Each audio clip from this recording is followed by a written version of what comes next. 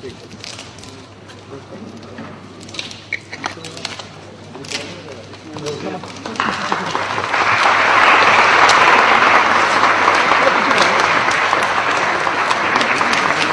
आप बीच में आइए।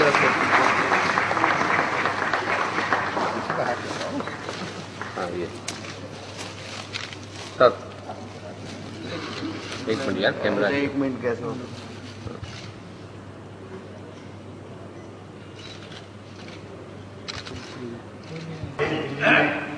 जिनके साथ उन्होंने बहुत काम किया, आदरणीय जे.के. जैन साहब के बारे में 2 शब्द है।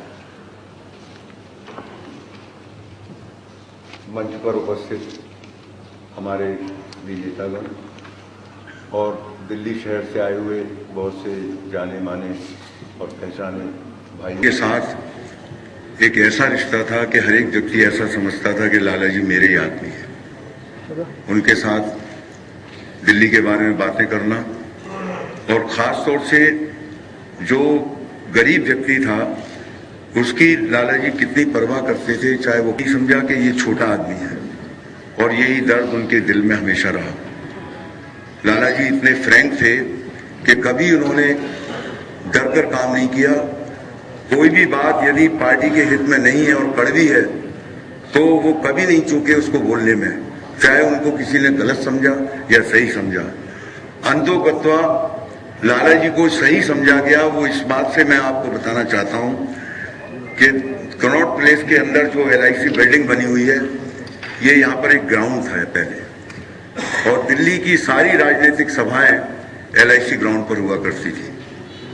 और 1961 में मैं कवर करने गया था मीटिंग, पंडित जवाहरलाल नेहरू वहाँ आए थे और उन्होंने स्वयं इस बात को कहा कि हमने, अब ये पता नहीं रिकॉर्ड चेक करने की बात है, उन्होंने ये कहा कि हमने लाला रामचंद्र अग्रवाल जी के खिलाफ कोई कैंडिडेट खड़ा नहीं किया है और वो स्वतंत्र खड़े हुए हैं और मैं उनका पूरा समर्थन करता हूं। ऐसा व्यक्तित्व लाला रामचंद्र अग्रवाल का था। मैं और अधिक आपका समय नहीं लेना चाहता क्योंकि इतने हमारे नेतागण यहाँ मौजूद हैं और मेरा उनसे बड़ा आत्मीय संबंध रहा। मैं तो बहुत छोटा 21-22 वर्ष की मेरी आयु थी उस समय, लेकिन उन्होंने मुझे हमेशा इतना सम्मान दिया, प्यार दिया और मुझे उनके साथ काम करने का मौका दिया। और जयप्रकाश बाबू जो उनके सुपुत्र हैं, श्री बाबू हैं, आत्म प्रकाश जी हैं, सब उनके नक्शे कदम पर चल रहे हैं और मुझे पूरी आशा है कि जयप्रकाश जी उन्हीं के बताए हुए मार्ग पर चलकर दिल्ली के जो गरीब लोग हैं उनका बराबर जैसे साथ देते हैं वैसे देते चले आएंगे। एक मैं पढ़ के सुना दूं ये जो आपने दिया था, ये हिंदुस्तान टाइम्स में एक छोटी सी न्यूज आइटम छपी थी इन दिनों। उसमें लिखा है, the little big man has the record of having been the most alert man in the corporation whose hawk eye does not let any error go uncensored. Terror used to seize the office bearers and others whenever Mr. Agarwal stood up to speak in the house. He could tackle the whole ruling party single-handed and with a fancy which is the envy of many. Thank you very much. मैं आदरणीय सुरेश पिचौड़ी साहब से कहूंगा कि वो कुछ शब्द इस मौके पर कहें।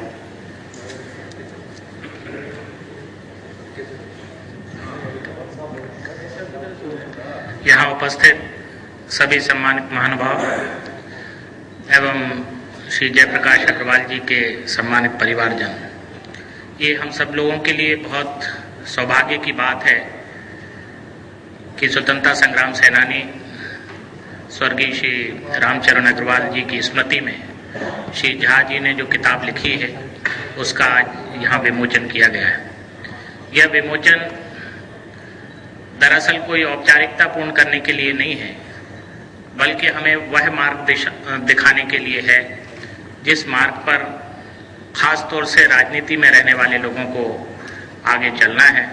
और मुझे ये कहने में कोई संकोच नहीं है कि उस दिशा में उनके सुयोग्य सुपुत्र जयप्रकाश जी अग्रवाल राजनीति में रहते हुए एक समर्पण भाव से काम कर रहे हैं। स्वर्गीय रामचरण अग्रवाल जी के बारे में जो कुछ बताया गया, मैं सोचता हूं कि वह इस बात की पुष्टि करता है कि उनकी स्मृति में आयोजित इस कार्यक्रम में दिल्ली के सभी महत्वपूर्ण महानुभाव यहाँ विराजमान हैं। इस मौके पर मैं ईश्वर से यही प्रार्थना करता हूँ कि वो हम सब लोगों को भी यह प्रेरणा दे, शक्ति दे कि हम राजनीति में रहते हुए उन्होंने जो आदर्श प्रस्तुत किया उस दिशा में हम लोग आगे बढ़ सकें और देश सेवा को सामने रखते हुए जो समर्पित भाव से उन्होंने काम किया, जिनके अनेक उदाहरण यहाँ प्रस्तुत किए गए, मैं ऐसा मान के चलता हूँ कि आज आवश्यकता इस बात की है कि उस दिशा में हम लोग भी आगे चलें और उसी सब बातों से प्रेरणा लेकर काम करें। इन्हीं शब्दों के साथ मैं उनके श्री चरणों में नमन करता हूँ, उन्हें श्रद्धांजलि अर्पित करता हूँ। आदरणीय रहमान साहब जो डिप्टी चेयरमैन है हमारे राज्यसभा के और जिनको हम हाउस में बहुत तंग करते रहते हैं कई बार और जिद भी करते हैं, मैं उनसे चाहूंगा कि 2 शब्द कहें।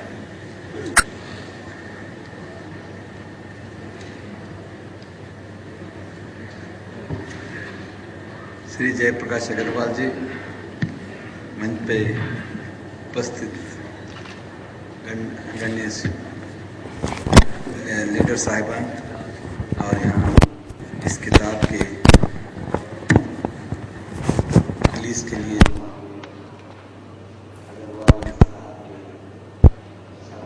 दोस्तों, मुझे बहुत खुशी है कि आज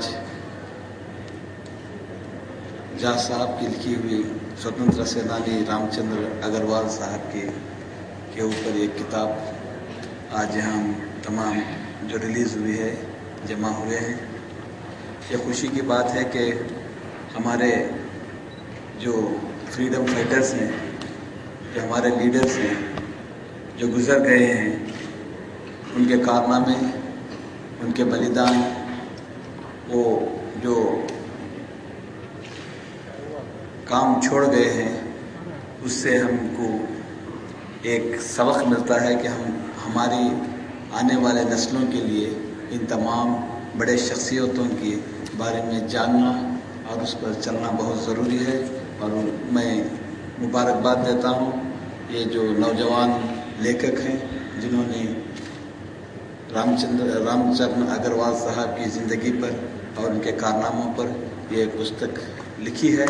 और मुझे उम्मीद है कि ये पुस्तक हमारे नौजवानों को एक इंस्पिरेशन करेगी और जो सेवा करने का उनमें वो मनोभाव बढ़ाएगी। इन शब्दों के साथ मैं अग्रवाल साहब का भी शुक्रिया अदा करता हूं कि उन्होंने इस किताब के रिलीज़ के मौके पर हमें दावत देकर यहाँ आने का मौका दिया। शुक्रिया।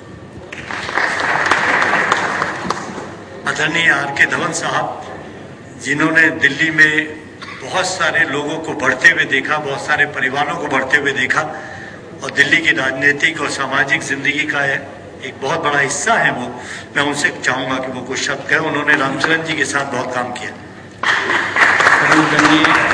खान साहब, मुथलाल वोरा जी, भारद्वाज जी, बागडोरिया जी, हरीश रावत जी, पचौरी साहब, गिरनारायण जी, यूस भाई, अग्रवाल परिवार के सदस्यगण और उपस्थित अतिथियों, सबसे पहले तो मैं अपने मित्र भाई जयप्रकाश जी का धन्यवाद देता हूँ कि उन्होंने इस समय अपने यशस्वी पिता स्वर्गीय रामचंद्र अग्रवाल जी की स्मृति में जो एक पुस्तक लिखी गई है उसके विमोचन के समय मुझे आमंत्रित किया है। मैं आपका बहुत आभारी हूँ। मेरा मानना है कि कितने भी शब्द प्रयोग किए जाए, कोई भी शब्दावली लिखी इसका इस्तेमाल किया जाए, वो किसी महान महापुरुष के सही चरित्र को या उनकी कार्यशैली को प्रस्तुत नहीं कर सकता। लेकिन फिर भी जो ये प्रयास किया गया है अशोक झा जी द्वारा, बहुत सराहनीय है। इनके लिए मैं उनको मुबारकबाद देता हूँ।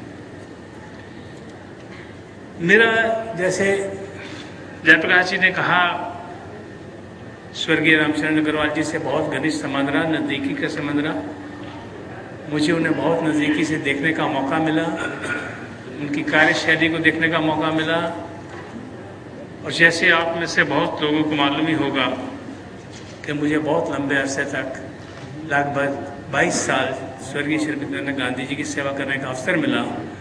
उस दौरान में मैंने देखा कि श्रीमती इंदिरा गांधी जी को रामचरण अग्रवाल जी के प्रति क्या लगन थी, उनका वो कैसे सम्मान करती थी, और उसका मुख्य कारण वो ये बताती थी कि रामचरण जी की सरलता, निष्ठता और देशभक्ति। मेरा मानना है कि रामचरण जी की एक बड़ा यूनिक पर्सनालिटी थी।